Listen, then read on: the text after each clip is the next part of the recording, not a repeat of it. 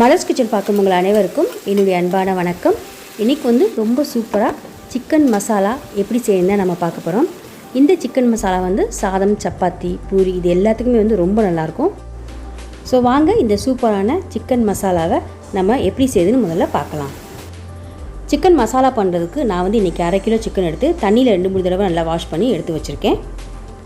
இப்போ stove on பண்ணி பேனில் 3 டேபிள் ஸ்பூன் அளவுக்கு எண்ணெய் சேர்த்துக்கலாம்.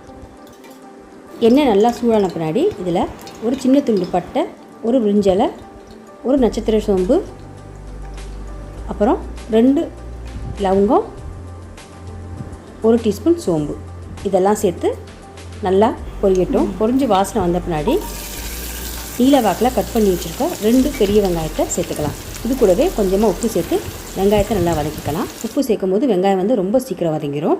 இது நல்லா ப்ரௌன் கலராக வர்ற வரைக்கும் வதக்கி விட்டுக்கலாம். வெங்காயம் நல்லா கலர் மாறி ப்ரௌன் கலராக வந்துருச்சு. இப்போ இதில் கட் பண்ணி வச்சுருக்க 2 தக்காளி சேர்த்துக்கலாம்.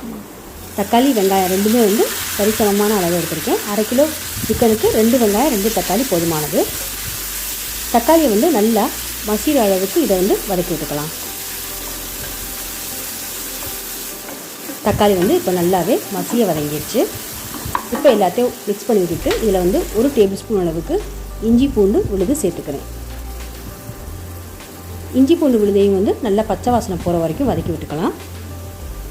வதக்கும்போது அடி பிடிக்காமல் இருக்கிறதுக்கு ஸ்டவ்வை மிதமான தீயிலே வச்சு இதோடைய பச்சை வாசனை போகிற வரைக்கும் நல்லா வதக்கிக்கலாம்.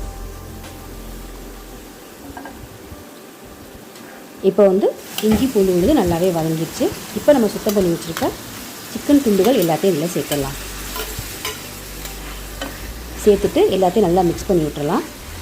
இது வெங்காயம் தக்காளி கூட இந்த சிக்கன் நல்லா மிக்ஸ் பண்ணி ஒரு 5 நிமிஷம் இதை மூடி வச்சு நம்ம வேக வச்சுக்கலாம்.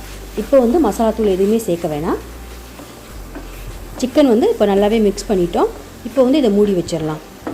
இது வெந்திட்டுருக்க நேரத்தில் இன்னொரு பேனில் 1 டீஸ்பூன் மிளகு, 1 டீஸ்பூன் சோம்பு, 1 டீஸ்பூன் சீரகம், இது 3 பொருளையும் மிதமான தீயிலே நல்லா ட்ரை ரோஸ்ட் பண்ணிக்கலாம். இப்போ இது நல்லா வறுபட்டு கலர் மாறிடுச்சு, நல்லா வாசனையும் வந்துடுச்சு. இப்போ ஸ்டவ்வை ஆஃப் பண்ணிவிட்டு இதை நல்லா ஆற வச்ச பின்னாடி மிக்ஸி ஜாரில் சேர்த்து ரொம்ப நெய்ஸாக இல்லாமல் கொஞ்சம் கொரன்னு அரைச்சிக்கலாம். கொரன்னு அரைச்சாச்சு. இப்போது 5 நிமிஷம் ஆயிடுச்சு. மூடி திறந்து பார்க்கலாம். சிக்கன் எல்லாமே பாதி அளவு வெந்துருச்சு. இப்போ எல்லாத்தையும் நல்லா மிக்ஸ் பண்ணி விட்டுட்டு இப்போ எல்லா மசாலா தூளையும் இதில் சேர்த்துக்கலாம். 1 டீஸ்பூன் மஞ்சள்தூள், 1 டீஸ்பூன் தனி மிளகாய்த்தூள், 1 டீஸ்பூன் மல்லிப்பொடி, 1 டீஸ்பூன் சிக்கன் மசாலா, இது எல்லாத்தையும் சேர்த்துட்டு மிக்ஸ் பண்ணிடலாம். இது கூடவே ஏற்கனவே அரைச்சி வச்சுருக்க மிளகு சீரகத்தூளையும் சேர்த்துடலாம். அப்புறம் சிக்கனுக்கு தேவையான அளவு உப்பையும் சேர்த்துட்டு எல்லாத்தையும் மிக்ஸ் பண்ணி விட்டுடலாம். இந்த சிக்கனுக்கு மிளகு சீரகத்தூளை பொடி பண்ணி இதில் சேர்க்கறனால ரொம்ப வாசனையாக சூப்பர் டேஸ்ட்டாகவும் இருக்கும். இப்போ இது வேக வைக்கிறதுக்கு 1/2 கப் அளவுக்கு தண்ணி சேர்த்துருக்கேன். சேர்த்துட்டு எல்லாத்தையும் மிக்ஸ் பண்ணி விட்டுறலாம். ஏற்கனவே சிக்கன் பாதி அளவு வெந்துருச்சு. அதனால் இதை ஒரு 10 நிமிஷம் மூடி வச்சு வேக வச்சா போதும். மிதமான தீயிலே வேக வச்சிடலாம். வேக வைக்கிறதுக்கு முன்னாடி கொஞ்சமாக கொத்தமல்லி இலைகளும் கருவேப்பு இலைகளும் வாசனைக்காக சேர்க்குறேன். இப்போ மூடி வச்சாச்சு. 10 நிமிஷம் கழித்து மூடியை திறந்து பார்க்கலாம். சிக்கன் உள்ள தண்ணியெலாம் நல்லா வற்றிடுச்சு. சிக்கன் சூப்பராக சாஃப்டாக வந்துருச்சு. இவ்வளோ தாங்க சூப்பரான சிக்கன் மசாலா ரெடி ஆயிடுச்சு. இன்னும் சிக்கன் மசாலா ரொம்ப சூப்பராக இருக்கிறதுக்கு கடைசியாக 1 டீஸ்பூன் கரம் மசாலா தூள் சேர்க்குறேன். அப்புறம் கஸ்தூரி மெத்தி சேர்க்குறேன். இதெல்லாம் சேர்த்துட்டு ஒரு தடவை நல்லா மிக்ஸ் பண்ணி விட்டுட்டு ஸ்டவ்வை ஆஃப் பண்ணிடலாம்.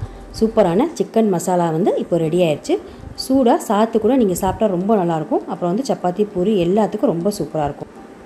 இந்த சிக்கன் மசாலா செய்வது ரொம்ப ஈஸி தான். 15 20 நிமிஷத்துக்குள்ளே செஞ்சிடலாம். இதோட டேஸ்ட் எல்லாத்துக்குமே ரொம்ப பிடிக்கும். குழந்தைங்கள் முதல் பெரியவங்க எல்லாமே ரொம்ப விரும்பி சாப்பிடுவாங்க.